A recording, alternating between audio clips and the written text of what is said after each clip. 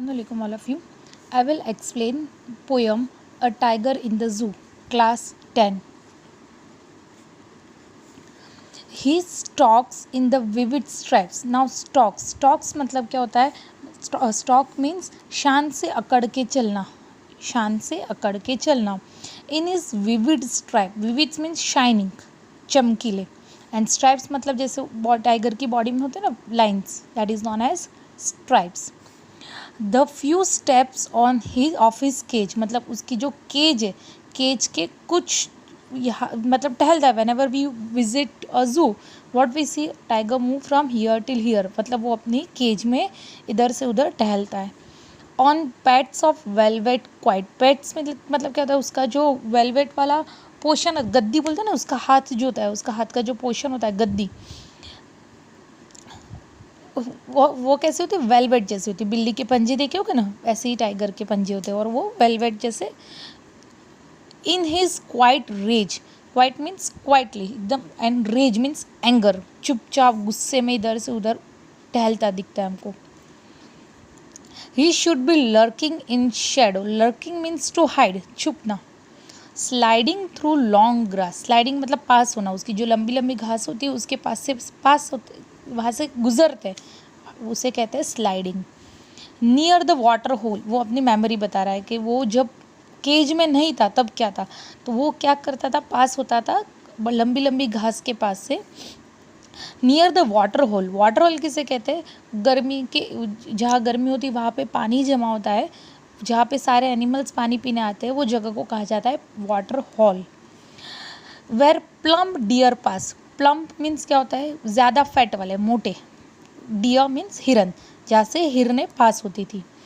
He should be snarling around the houses, snarling, the word snarling means होता है गुर्राना, मतलब जैसे कैट का आवाज़ करते म्याओ, सेम वे जो टाइगर आवाज़ करता है घुर्राता है, उसे कहते हैं snarling, making sound.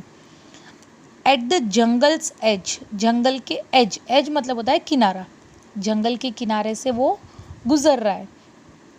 Bearing his white fangs, ना बैरिंग मतलब uncovered, his white fang, fang मतलब क्या होता है, उसके जो आगे के नोकीले दांत होते हैं जो, उसे कहा जाता है फैंग्स. जैसे डॉग के होते हैं इस तरीके से, कैट के होते हैं, सेम वे टाइगर के होते हैं. टेररिजिंग द विलेज मतलब जो विलेज के लोग हैं उसको डराते हुए जा रहे. ये कौन सा पूरा सीन है, जब वो जंगल में रहता है. But he is locked on in a concrete cell, he apostrophe s, इसका फुल फॉर्म हो सकता है ही इज और he was. Here the full form is he is, वो है locked, he is locked in a concrete cell. Concrete means cement की, जो कोई चीज़ की बनी हुई होती है वो कॉन्क्रीट. सेल, सेल मतलब होता है यहाँ पे जेल, पिंजरा. हिज स्ट्रेंथ बिहाइंड बार्स मतलब वो किस में है, वो बार्स, बार्स मतलब क्या होता है, ये सलाख है जिसे हम कहते हैं ना, सलाखों के पीछे है वो.